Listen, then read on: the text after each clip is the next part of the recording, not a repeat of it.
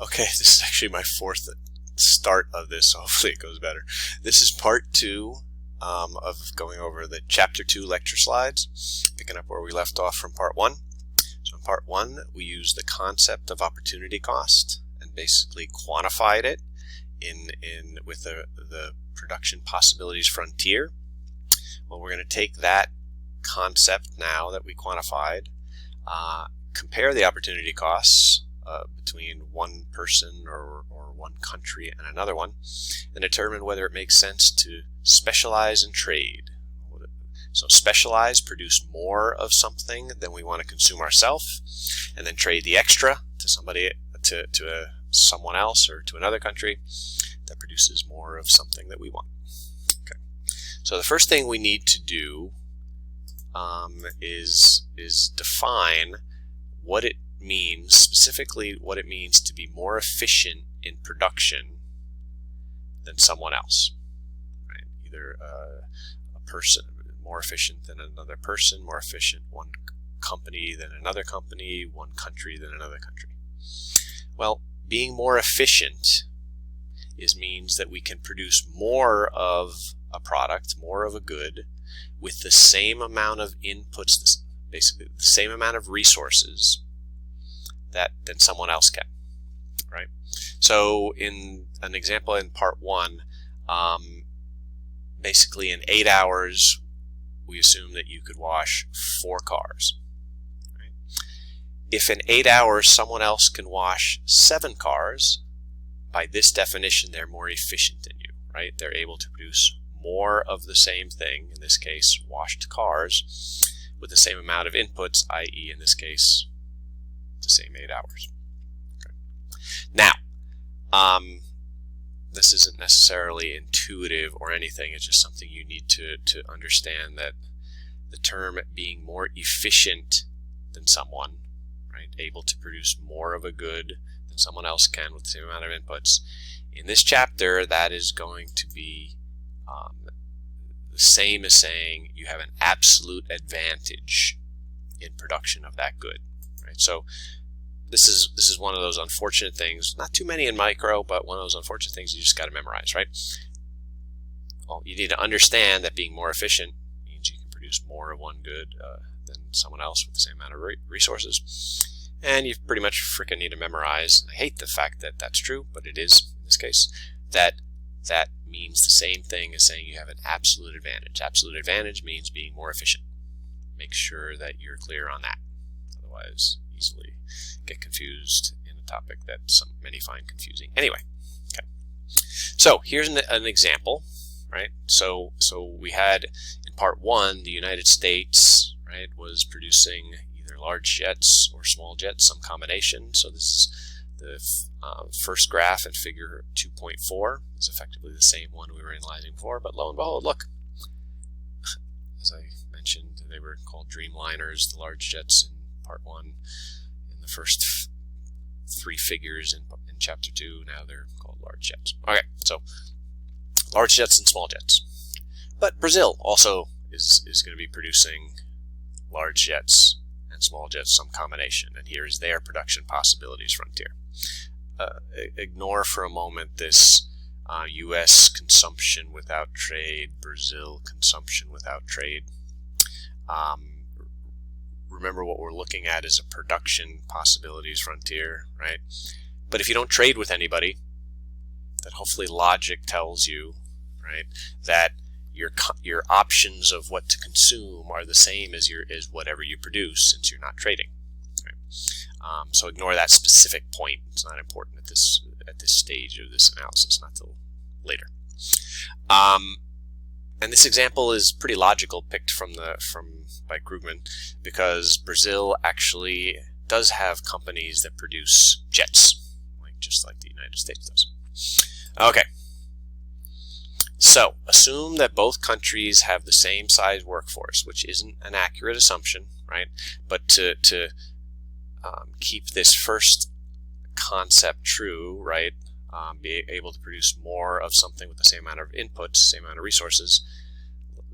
Let's make that simplifying assumption, right? So which country, right, US or Brazil is more efficient, which, remembering from the previous slide, is the same as saying has an absolute advantage in production of large jets. Hopefully you can see that the answer is the United States. How can you see that the answer is the United States? Well, again, with the assumption that this is the same amount of resources, right, behind these production possibilities frontiers, all we have to do is look at, well, how many large jets can the US produce if they only produce large jets? 30. And again, let's say this is per month. Brazil, if they only produce large jets, they can only produce 10. Absolute advantage means you can produce more with the same amount of resources. US has an absolute advantage. 30 is bigger than 10. Same question, but now for small jets, which has an absolute advantage, more efficient, same thing, at production of small jets. Well, the answer again, right, if you understood the last one, you'll see immediately that it is the US again, because 40 is bigger than 30. Right? Now, next question, is it possible, right, given this example, is it possible that the United States and Brazil can gain from trade? And anytime you hear that question, or you read that question in a test or a homework problem, that is basically asking, does it make sense for them each to specialize in production of one of these two things and then trade for more of the other one with the other party, right? Will trade make them better off than they were just producing on their own?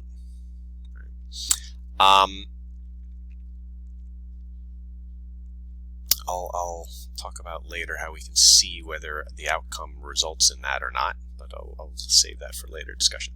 Right now we're just asking the question, is it possible? Now, here's where an initial intuition for some of you is likely saying, well, no. Why the hell would the US want to trade with Brazil? Because the US has an absolute advantage, is more efficient at producing both goods. So why wouldn't they just produce both goods? What the hell can Brazil offer? Well, although that maybe has an initial intuition appeal, the reason that we're spending as much time as we are on this is that it is dead wrong, right? The reality is, yeah, it makes sense for each of these to specialize in production on one of the two goods. We'll figure out using the concepts from part 1, which each country should produce, because it's not about absolute advantage. Absolute advantage is not necessary, right? It's not necessary for someone to have an absolute advantage in anything and be able to be a good trading partner with somebody else who has an absolute advantage in everything over you. Because if that was true, then developing countries like Bangladesh wouldn't be able to trade with anybody, but they trade a lot. We trade a lot with Bangladesh and other countries that we have an absolute advantage likely in virtually everything. And that's why this is so provocative or so interesting of a concept, right? And that's why we're spending as much time as we are on it. So if you don't believe me yet, even though I gave that kind of one real-world example of developing countries, right, countries that are lower on the economic development path than, say, the United States or European countries, the fact that they trade a ton with the more developed countries doesn't convince you that the intuition that the U.S. shouldn't trade with Brazil doesn't make sense. Let's kind of, in a minute, we're going to kind of do a weird tongue-in-cheek example that hopefully will kind of crack any remaining skepticism that now, why the hell would the U.S. want to trade with Brazil? Well, we're going to define a concept. Right? We talked already about absolute advantage, right? Has an advantage in efficiency, can produce more of something than someone else with the same amount of resources. Well, now we're going to define a new concept, comparative advantage. And comparative advantage doesn't mean you can wash more cars per hour or per day than someone else. Comparative advantage is not based on efficiency, it's based on opportunity cost in production. All the stuff that we spend so much time doing the calculations of in part 1 that we're going to bring here to this analysis. So comparative advantage depends on opportunity cost. So the party with a lower opportunity cost, right, who has to give up less production of the other good to produce more of the one good, has a comparative advantage in production of that good. Didn't say that great, but we'll do examples and hopefully make it make sense. Right. Opportunity cost in production, what you have to give up to get something, right? So remembering, right, to produce more of one thing, you got to produce less of the other. And the theory of comparative advantage, the author describes as it makes sense to produce the thing that you're especially good at producing, right, as compared to everything else, and buy stuff from everyone else. Now, this isn't really, I don't think, explicitly stated anywhere in the text discussion of this, and if this point doesn't necessarily resonate or make sense to you, you don't really have to worry about it. But this reality and all the analysis that's going to follow to kind of prove this truth on the coming pages basically only works with the assumption that we're operating efficiently, right? With the assumption that each country is producing on the production possibilities frontier, right? If they're producing inside the frontier, well, they can produce more of one thing without giving up some of the other. So the assumption happens, they're producing efficiently, they're on the frontier. Okay.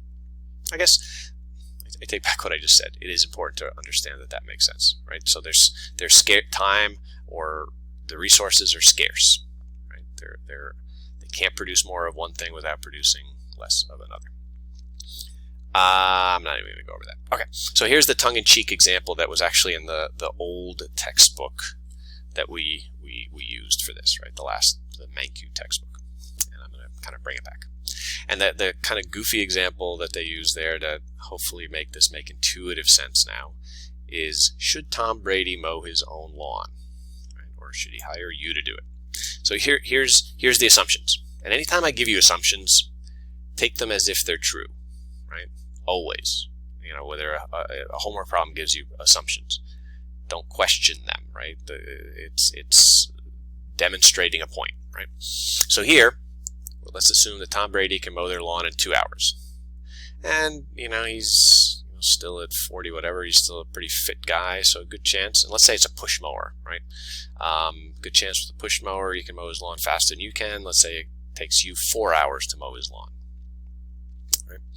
But in that 2 hours, if Tom Brady doesn't mow his lawn, he can film a TV commercial and earn $1 million. Let's assume that those are his two possible activities with that 2 hours. Let's assume if you don't mow his lawn for 4 hours, you can work at a part-time job and earn $15 an hour, so you earn $60. Hopefully, some of you probably see where this is going, right? So thinking about this back to part 1, what is Tom Brady's opportunity cost of mowing his lawn? Well, we don't have to do fractions, everything else. It's just one versus the other in this case. Well, the opportunity cost of mowing his lawn is the $1 million he doesn't make filming the TV commercial he doesn't film if he mows his lawn. What's your opportunity cost of mowing his lawn? You don't earn the $60 that you would earn if you go to the part-time job. So, should Tom Brady mow his own lawn? Well, unless he just frickin' loves mowing his lawn and he loves it so much, it's more fun, it's better for him than we're earning $1 million, the answer is no. And how much, so he should hire you to do it. And how much can he pay you? Or does he have to pay you? Anything more than $60 and less than $1 million, right? So if he paid you $300 to mow his lawn, you'd be thrilled. He'd still have $999,970 left, or $999,700 left. You'd both be thrilled. You didn't have an absolute advantage in either activity, right? You aren't more efficient at mowing his lawn. You aren't more efficient at the alternative activity, right? He had an absolute advantage in both. But nonetheless, a trade clearly makes sense because it's based on comparative advantage. Right? His opportunity cost of money is much higher. So hopefully any holdouts of why the U.S. won't be able to come up with a good trade and become better off with Brazil is now gone. I am actually going to step back now, and something that I mentioned briefly. Once we make a trade, so what we're going to do here, we're going to do the calculations, opportunity cost, figure out how to trade. How can we prove that a trade makes both parties, for each party, how do we prove it makes them better off? Well, remember what I said a few minutes ago about if you don't trade, right? If the U.S. doesn't trade, whatever they produce is what they can consume. That's why even though, this confuses students sometimes, but even though this is a production possibilities frontier, it also becomes a consumption possibilities frontier if there's no trade, because the best you can do is what you can produce if you're not trading. So how are we going to prove, right, that they could both become better off with a trade? We have to come up with a trade that gets both of them to have this consumption point somewhere out here, somewhere outside of the production possibilities frontier. That's how we will prove that they're better off with trade. And we can either do it, show it on the graph, or show it in a table of numbers, which is in fact how we're going to do it. All right, so onward. Let's do the calculations. So we already did the calculations in part 1 for the graph for the U.S., right? Large jets and small jets, right? The opportunity cost of one small jet.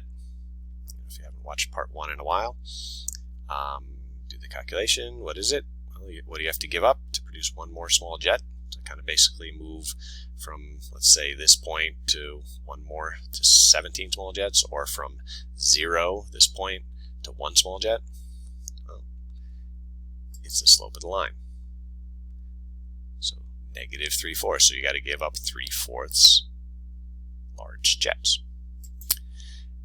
And even if you didn't have the graph, if you had this information, you could answer the second question, because it's always, as we talked about in part 1 of the lecture slide review, right, in the first 11 slides, always the reciprocal. So if it's 3/4 large jets, opportunity cost for one small, flip it over, it's 4/3 small jets, right, the inverse of the slope. Again, we went over that in excruciating detail, I think, for many in part 1. Okay, so doing the same calculations now, right, for Brazil. I'm not going to spend the time to actually do those. You can pause. I'd encourage you, if you're struggling with this, to pause the video for a second to kind of calculate both of these. Opportunity cost for Brazil to produce one more small jet, one more large jet. So if you started again, right, one more small jet, 1/3 large jets, right, the slope of their production possibilities frontier. Take the reciprocal to get the thing on the vertical axis, right, the inverse of the slope. So instead of 1/3 large jets, it's 3 small jets.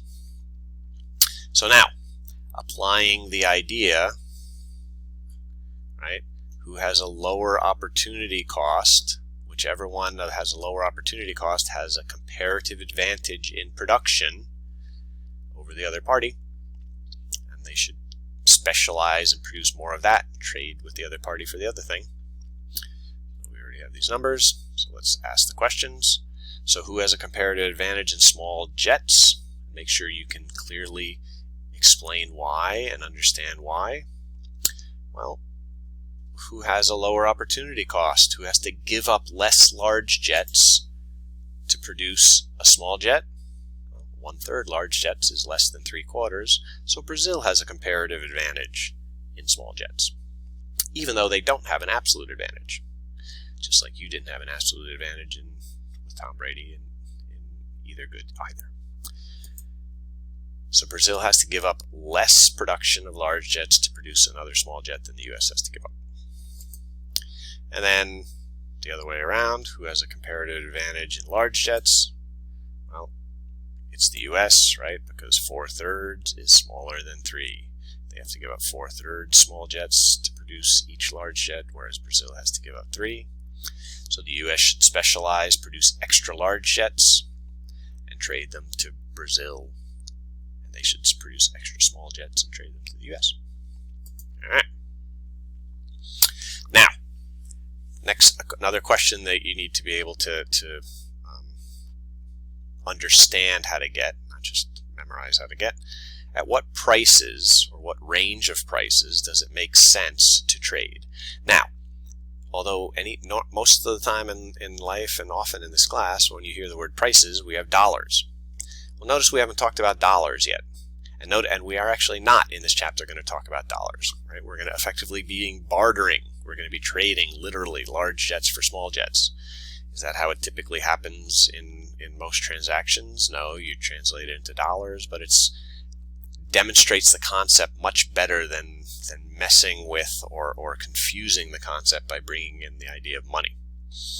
Okay, so we're basically going to be trading. The price of a large jet is going to be how many small jets you have to pay for it. The price of a small jet is how many large jets you have to pay for it. Right? Prices are measured in the other good. All right. So to answer the question of what the range of prices is, we could ask a couple of questions. So the U.S. would want to sell, right? Because we're specializing in U.S. is specializing in production of large jets, trading to Brazil for small jets. If the trade price is greater than how many small jets for each large jet, so the U.S. is going to sell large jets. How many small jets do they have to get from Brazil to be better off than they could be on their own? That's always the question. Then the U.S. could produce themselves. Well, the answer is anything greater than 4/3 small jets. Notice that number. Anything greater than 4/3 small jets for a large jet, the U.S. is going to be better off. Why is that? Well, the U.S. has two choices. The U.S. can either produce small jets themselves, which has an opportunity cost, or it can buy small jets from Brazil. So if the U.S. chooses to produce, so let's say Brazil says, hey, I'll give you one small jet for one large jet. Does that make sense to the U.S.? Of course not. The U.S. would say, hey, why would I give you a large jet for one small jet? I cannot trade with you. I could produce one less large jet and get 4/3 of an extra 4/3 small jets, right? Or I could produce 3 less large jets and get 4 small jets rather than getting only 3 from you. Okay, so that's no good. It's got to be greater than the U.S.'s opportunity cost, because that's their price if they just produce themselves, if they effectively, quote-unquote, trade with themselves. So if the U.S. can get more than 4/3 of a small jet from Brazil, they're better off than they could do on their own. Similarly, right, since the U.S. is Brazil is buying large jets from the U.S., if the trade price for each large jet is less than how many small jets, that makes Brazil better off. Well, similarly, anything less than Brazil's opportunity cost, right? If the U.S. had said, all right, I'll give you one large jet for 4 small jets, just like the U.S. a minute ago said, no, 1 for 1 was no good.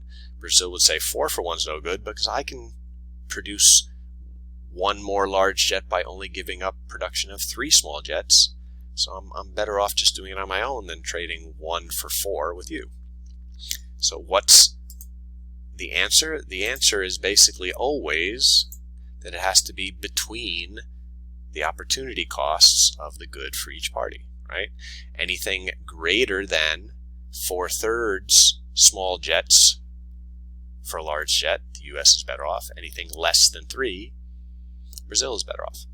Now, in questions, often those endpoints are part of the answer as well, like 4/3 to 3. But obviously, if exactly, if it was exactly 3, for example, there's transaction costs. That's reality. We're not really bringing into this, but it's got to be between them, really, in reality.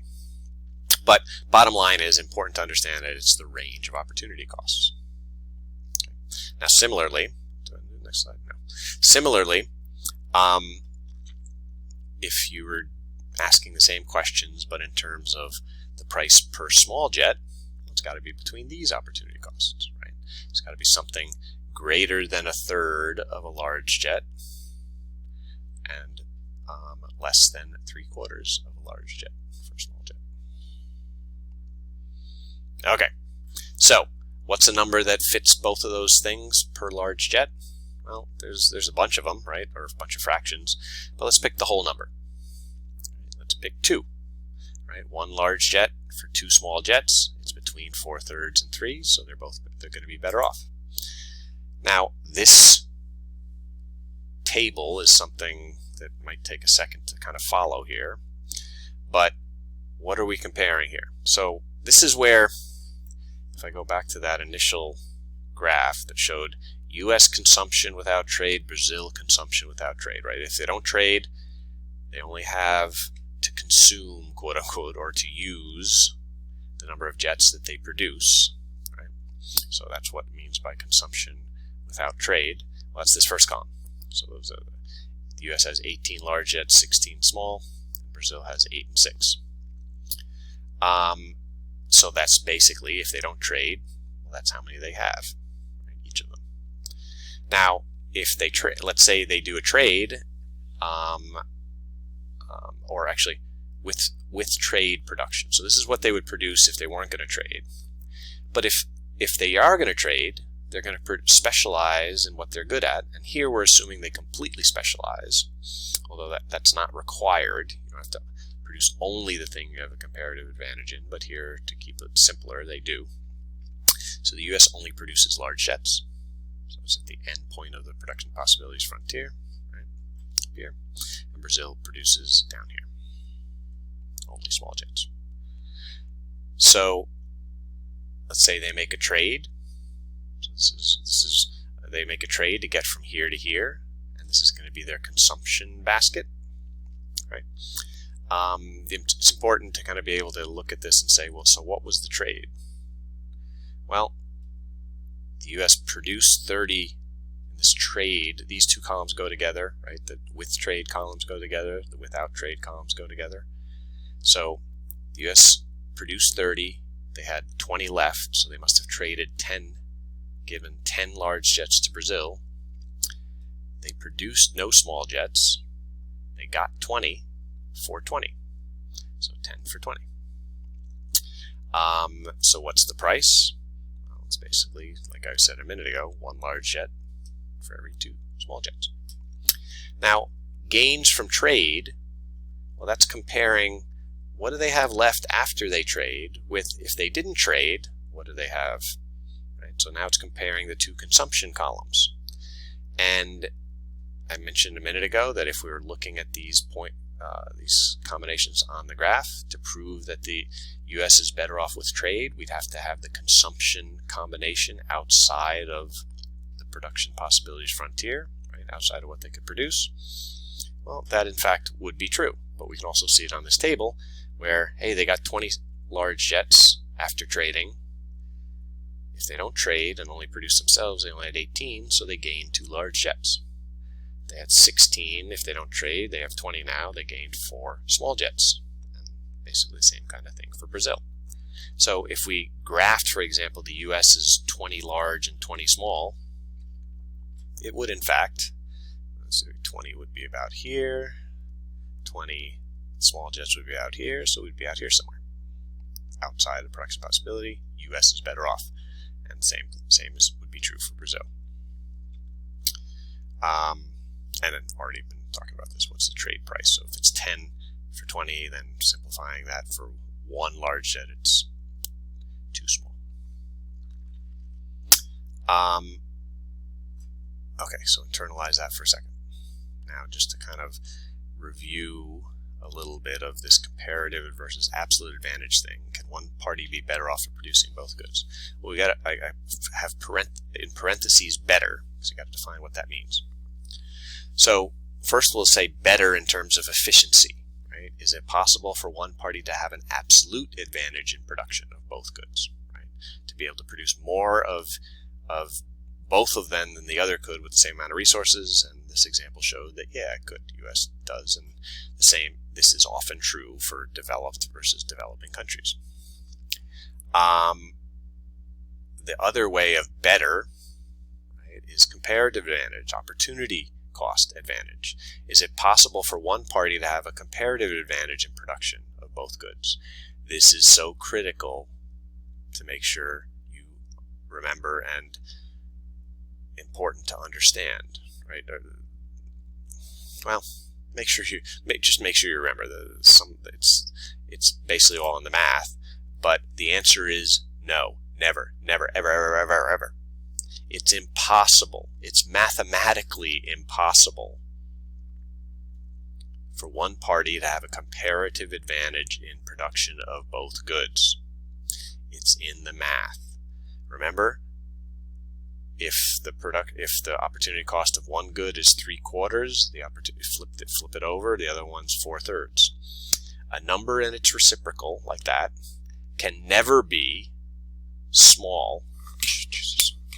I just added this terminology here a second ago. I'm not going to stop this video, but smaller is what I wanted to say. Can never be smaller than both another number and its reciprocal, right? Like in our example, 1/3, right, was less than 3/4, but you flip them over, well, 3 is greater than 4/3. It's always going to be true. There is no possibility of coming up with a scenario, with an example, where if the number is smaller, and it's never going to be a case where the number is smaller and the reciprocal of that number is smaller. Try to find one. It's impossible. That's basically, it's all in the math. Can never have a comparative advantage in both. Can't emphasize that enough. That's the major point. And that's why there's virtually always at least the possibility of gains from trade, right? They might be small. They might be a case where the opportunity cost, right, the opportunity cost of producing is the same for each, so they could be the same, and then that's the only scenario where there's literally no theoretical possibility of gains from trade. But you can never be better at both in a comparative advantage, opportunity cost advantage way. Okay, the last couple slides I'm not going to go over in these lecture discussions in this video. I'll go over in class because this really isn't in the text, and it's not going to be on any test or homework problem. But bottom line, I just kind of little qualifier to this whole analysis. This whole analysis that we just did is basically the math behind why economists are almost always so incredibly pro-trade, lower barriers to trade. And that free trade, right, without barriers, low tariffs between countries is virtually always good. This just highlights that, well, they got to put a little qualifier on that. There's always dangers, right? Some people in countries are always going to be worse off, right? Outsourcing of jobs, right? If your job goes overseas because you're in an industry where someone else had a comparative advantage and you don't find another good job, wasn't best for you, right? But on average, the country as a whole likely is better off. Specialization can also increase risks. I'll go over that in class, but again, nothing that you need to know for tests. Then the last part, I'm going to ask you to just read the text and read the slides. It's just learning definitions of a concept of positive economics versus normative economics, basically fact versus opinion. I'm not going to go over that now, but I'll likely go over it briefly in the Zoom class. But the reason I'm not going to go over it here is because you can read it in the text. You don't need me, right? This is something where literally it's not complicated. You just need to spend a little bit of time looking at it, doing the homework problems, reading the text to understand the concept. And here's examples. Make sure you can answer which of these are positive statements versus normative statements. And then the appendix, for those struggling still, as I get to this end of the slides with the math, right, behind these trade things, it's just another example from the old textbook we used to use. In this case, instead of Brazil and the US, it's a farmer and a rancher. And so it's the same math. So it just gives you another example to kind of go through, and another way to kind of depict that table of without trade, with trade, gains from trade. In case you're still confused, I highly suggest you kind of go through these examples as well, or this example as well. That's it. All right, that is chapter 2.